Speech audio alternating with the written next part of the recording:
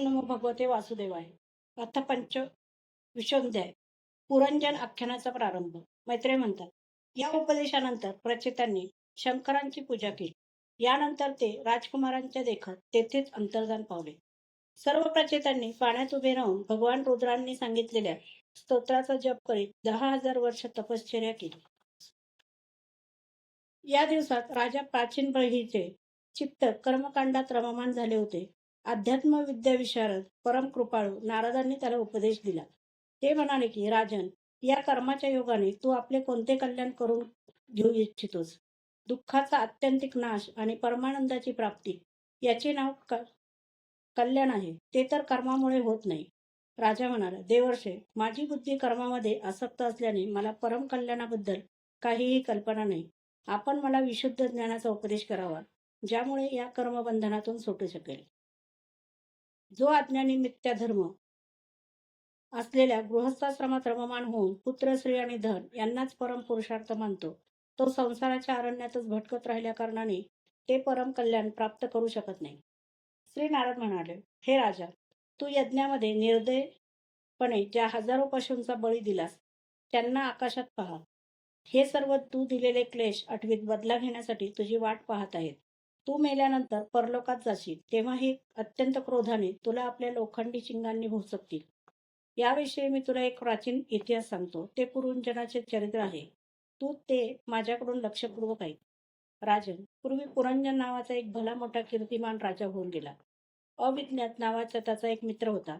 त्याची करणी कोणीही जाणू शकत नव्हता. आपल्याला राहण्यासाठी योग्य असे ठिकाण शोधण्यासाठी पुरंजन राजा पृथ्वीवर सगळीकडे फिरला, परंतु त्याला कोठेही अनुरूप स्थान न मिळाल्याने तो काहीसा खिन्न झाला. त्याला निरनिराळ्या भोगांची लालसा होती. त्यासाठी त्याने पृथ्वीवरील जेवढी नगरे बघितली त्यापैकी एकही त्याच्या पसंतीस उतरले नाही. एक दिवस त्याने हिमालयाच्या दक्षिणेकडील शिखरावर एक 9 दारे असलेले नगर पाहिले. ते सर्व सुलक्षणांनी संपन्न होते. सर्व बाजूंनी तट, बाग बगीचे, मार्ग, खंदक, खिडक्या आणि राजद्वारांनी सुशोभित असे ते नगर होते. ते सोने, चांदी तसेच लोखंडी शिखरांच्या भवनांनी भरलेले होते. त्यांच्या महालातील फरशा नीलम, स्फटिक, वैडूर्य, मोती, पाचू आणि लाल यांनी बनवलेल्या होत्या.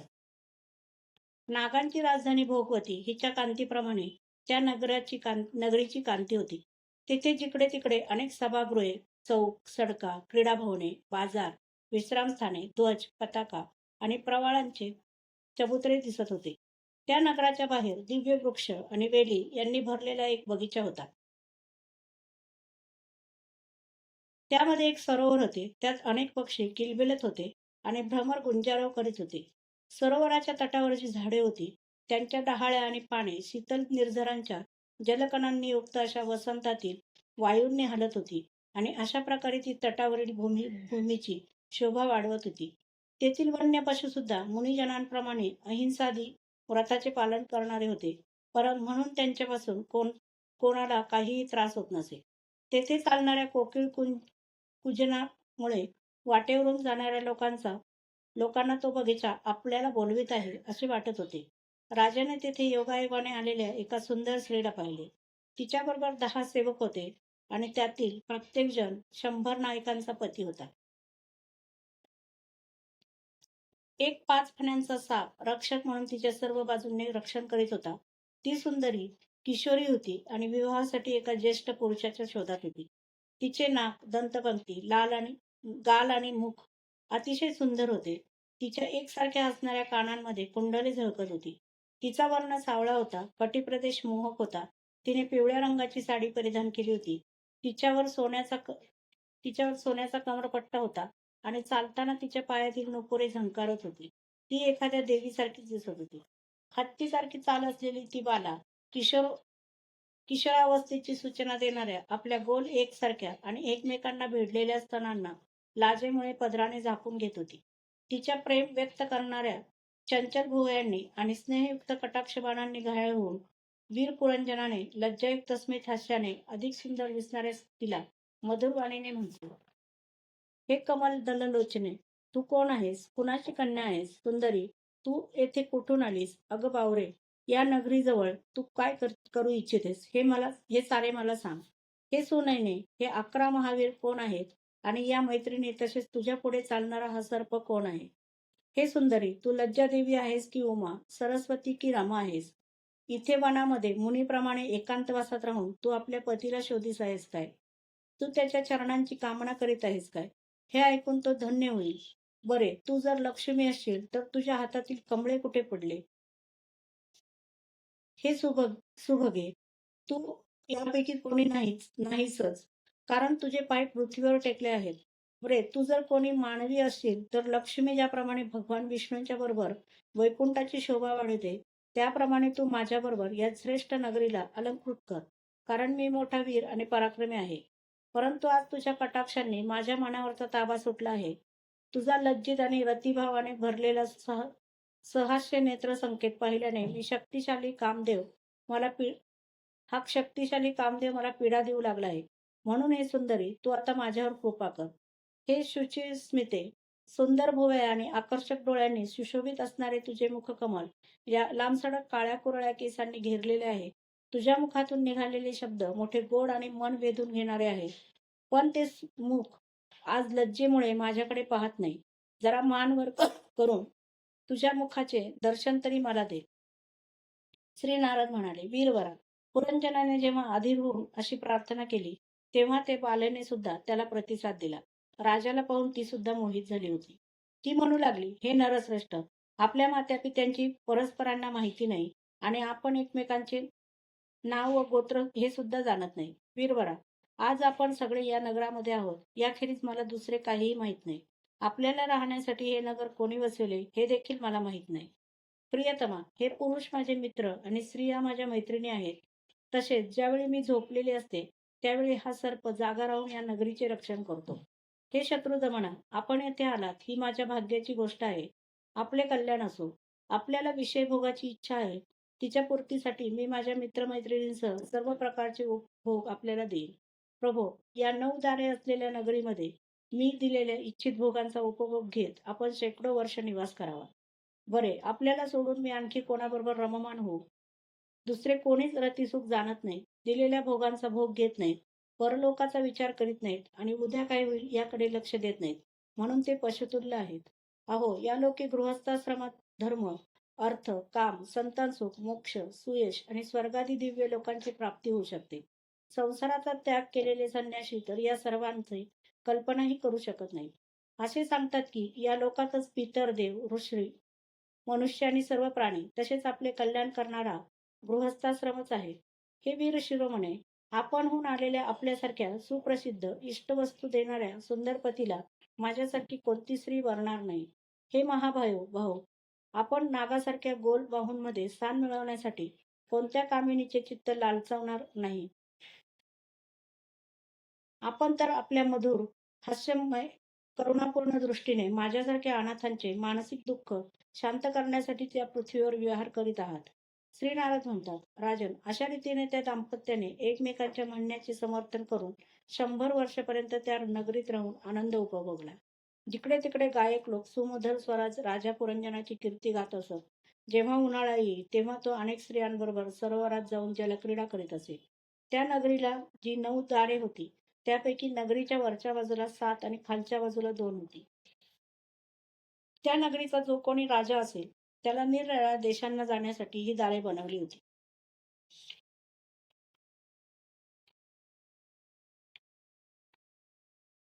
राजा यापैकी 5 पूर्वेकडे, 1 दक्षिणेकडे, 1 उत्तरेकडे आणि 2 पश्चिम दिशेकडे होती.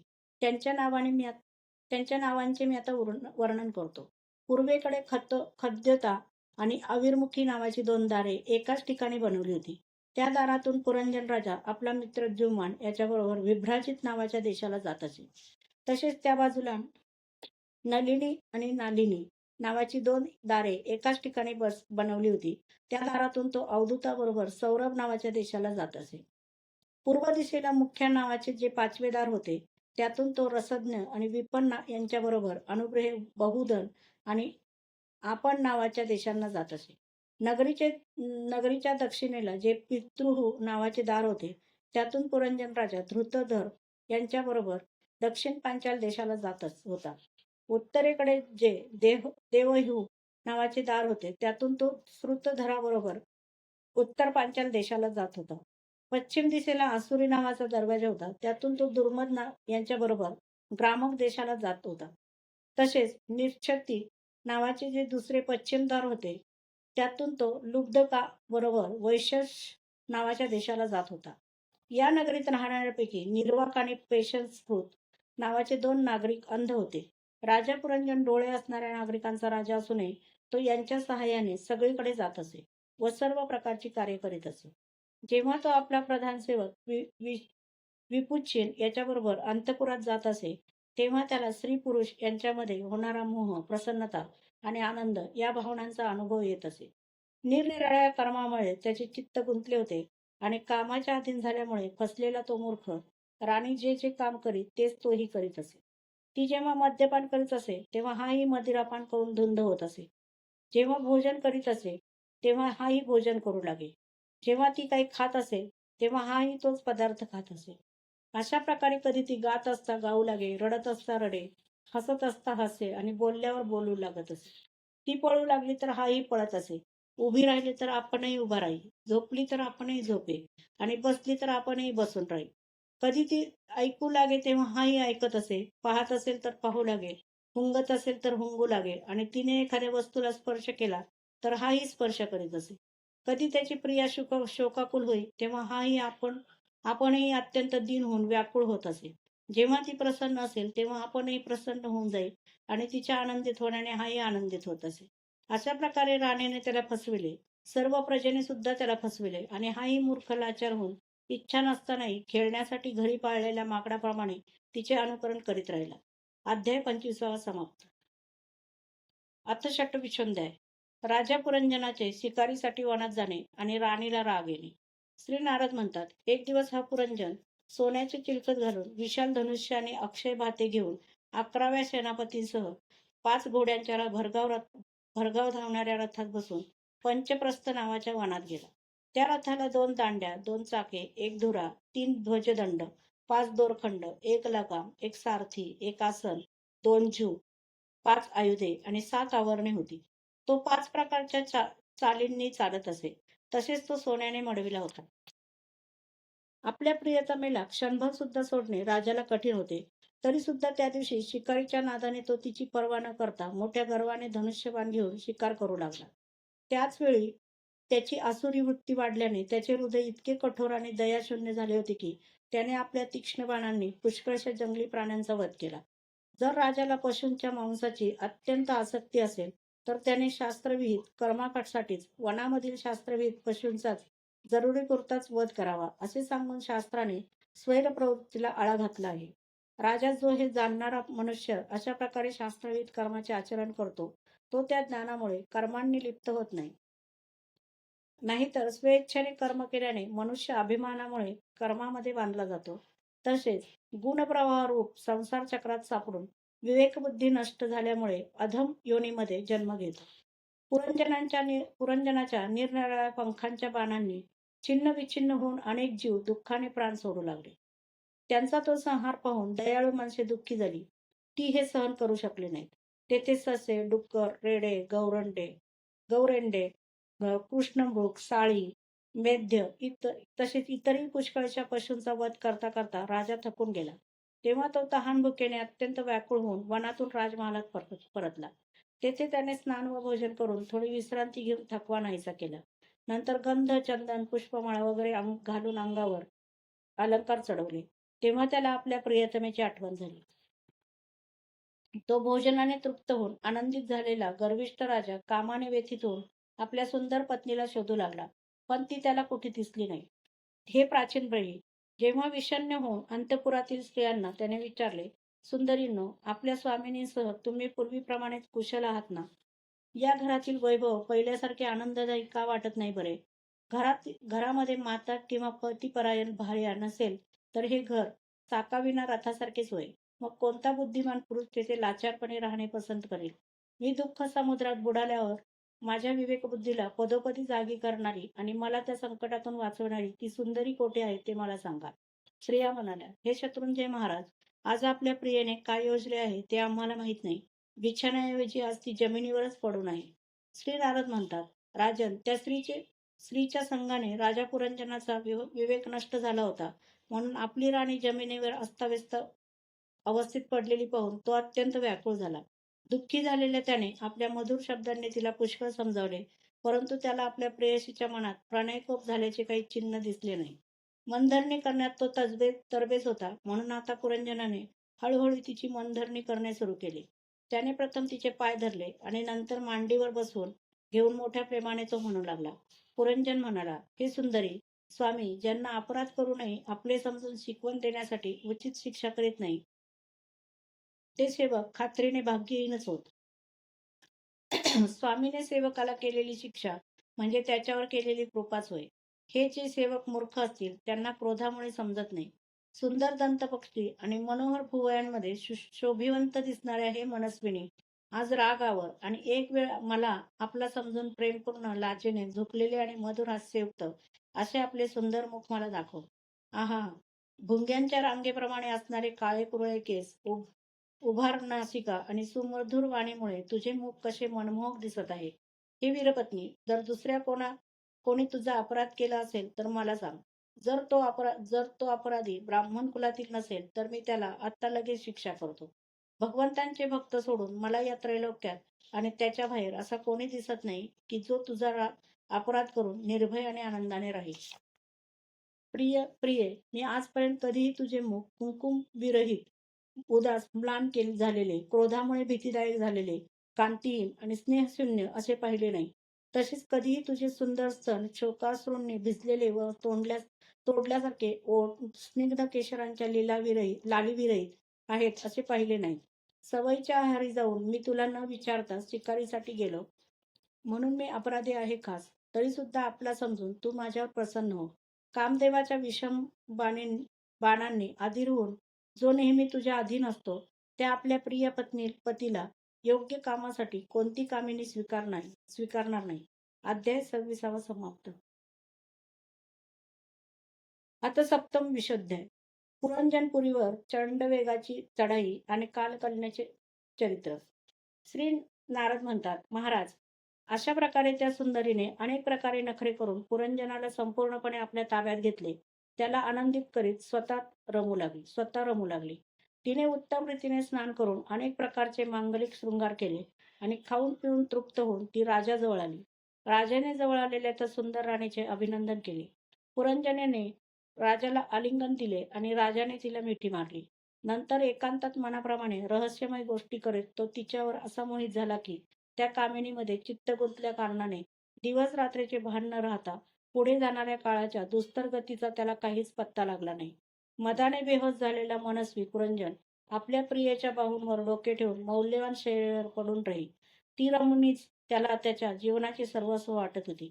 अज्ञानाने झाकल्या गेल्या कारणाने त्याला आत्मा आणि परमात्मा यांचे काहीच ज्ञान राहिले नाही. राजा अशा रीतीने कामातुर चित्ताने तिच्याबरोबर विहार करता करता राजा पुरंजनाचे तारुण्य अर्ध्या क्षणापुरते निघून गेले. हे प्रजापते, त्या पुरंजनीपासून राजा पुरंजनाला 1100 पुत्र आणि 110 कन्या झाल्या. ते सर्वजण मात्या पित्यांचे यश वाढवणारे आणि सुशीलता, औदार्य इत्यादी गुणांनी युक्त होते. ते पौरंजनी नावाने प्रख्यात झाले. एवढ्या त्या सम्राटाच्या दीर्घ आयुष्याची निम्मा कालावधी निघून गेला. नंतर पांचाल पुरंजनाने पितृवंशाची वृद्धी करणाऱ्या पुत्रांचा वधूबरोबर आणि कन्यांचा त्यांना योग्य अशा वरांशी विवाह लावून दिला. पुत्रांपैकी प्रत्येकाला 100 पुत्र झाले. ते पुरंजनाच्या वंशवृद्धीला प्राप्त होऊन तो वंश सर्व पांचाल देशात फैलावला. ते पुत्र, नातू, घर, खजिना, सेवक आणि मंत्री इत्यादींविषयी गाढ ममता उत्पन्न होऊन तो त्या विषयांतच बद्ध झाला. नंतर तुझ्याप्रमाणे त्याने सुद्धा अनेक प्रकारच्या भोगांच्या इच्छेने यज्ञदीक्षा घेऊन निरनिराळ्या पशुहिंसामय घोर यज्ञांनी देवता, पितर आणि भूतपती यांची आराधना केली. अशा रीतीने तो आयुष्यभर आत्म्याचे कल्याण करणाऱ्या कर्माबद्दल बेफिकीर आणि कुटुंब पालनात व्यग्र राहिला. शेवटी श्रीलंपट पुरुषांना अप्रिय वाटणारा वृद्धावस्थेचा काळ आला. राजा चंडवेग नावाचा एक गंधर्व राजा आहे. 360 महाबलवान गंधर्व त्याच्या आधिपत्याखाली राहतात. त्यांच्याबरोबर त्याच्या बरोबरीने राहणाऱ्या सावळ्या आणि गोऱ्या वर्णाच्या तितक्याच गंधर्व स्त्रिया राहतात. त्या आळीपाळीने नगरात फिरून भोगविलास सामग्रीने भरलेल्या नगरीला लोटतात. चंडवेगाच्या सेवकांनी जेव्हा पुरंजनाची नगरी लुटण्यास प्रारंभ केला, तेव्हा 5 फण्यांचा प्रजागर नागाने त्यांना अडविले. पुरंजनपुरीचे रक्षण करणारा हा महाबलवान सर्प 100 वर्षापर्यंत एकटाच त्या 720 गंधर्व गंधर्वांबरोबर युद्ध करत राहिला.